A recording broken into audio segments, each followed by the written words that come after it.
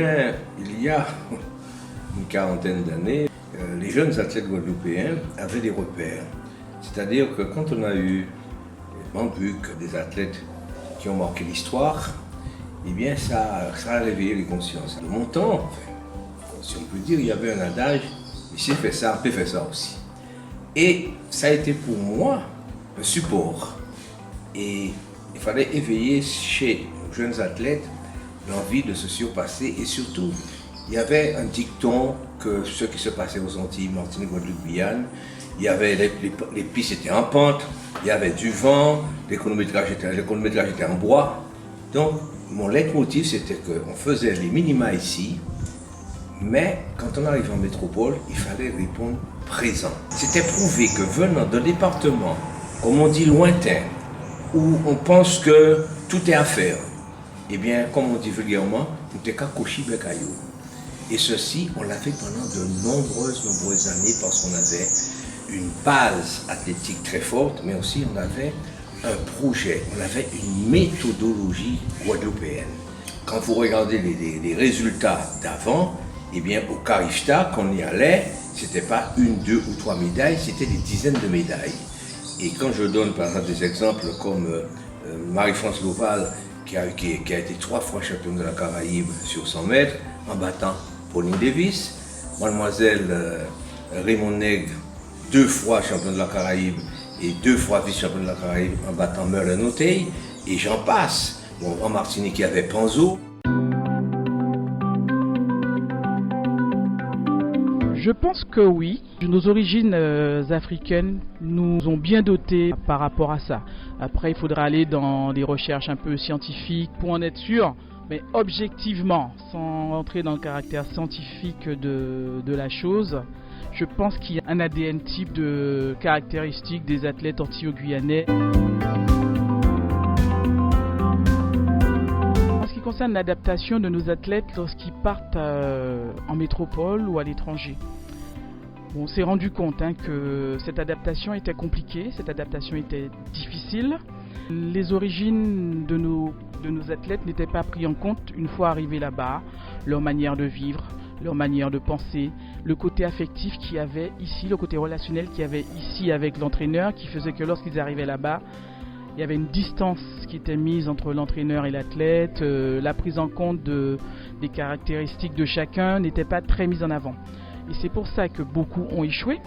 Donc maintenant, on se penche un peu plus sur cet aspect de l'expatriation. On évite maintenant de faire en sorte que ça se passe trop tôt. Des fois, c'est obligatoire, donc ça va se passer.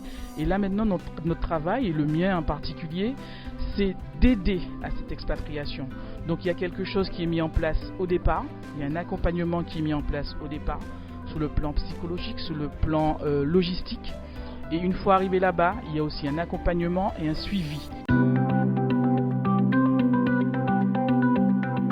Avant, ce n'était pas pareil. Avant, les athlètes étaient beaucoup plus responsables.